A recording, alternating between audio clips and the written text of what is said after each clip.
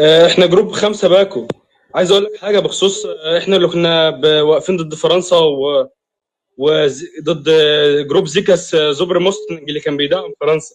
انت راجل خال وكلامك كلام خالات، يعني ما انت مش عارف تخش. احنا هنا بتتصل عشان تبعت رساله للقائد السيسي او رساله للشعب المصري. بماذا؟ ايه رسالتك للقائد السيسي ونظامه وللشعب المصري؟ اتفضل يا فندم. انا بقول لك احنا عملنا صلح، احنا 5 باكو يا ملعوب في طيبك يا خال يا يا خليك راجل مره في حياتك يا وابعت رساله للسيسي يا مان، او ابعت رساله للمصريين يا خال. اتكلم كلام الرجاله مره في حياتك يا اتفضل يا فندم. حاضر اوكي. احنا جروب انت بقول لك ابعت بالنيابه عن نفسك، ما تبعتش بالنيابه عن حد يا عم.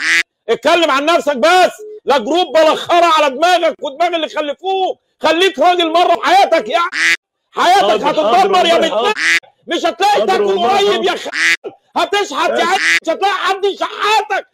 لو خرجت بره مش هتعرف تخرج بره مصر، هيقفلوا عليك البلد، تموتوا بعض وتاكلوا ببعض يا تبعت رساله للسيسي ونظامه تقول له ايه؟ تقول للمصريين ايه يا يا عم؟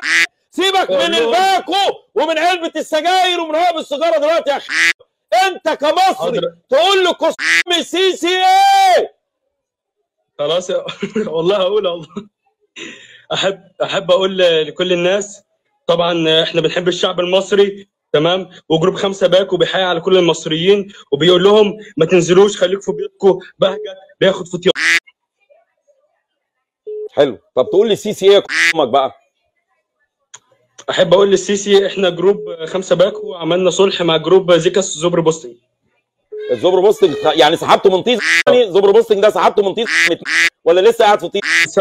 لسه قاعد في طيز. يلا يا يلا يا تخص عليك وعلى البطن ولا البطن اللي رميتك. انت شكلك كده يالا امك شخاك من طيز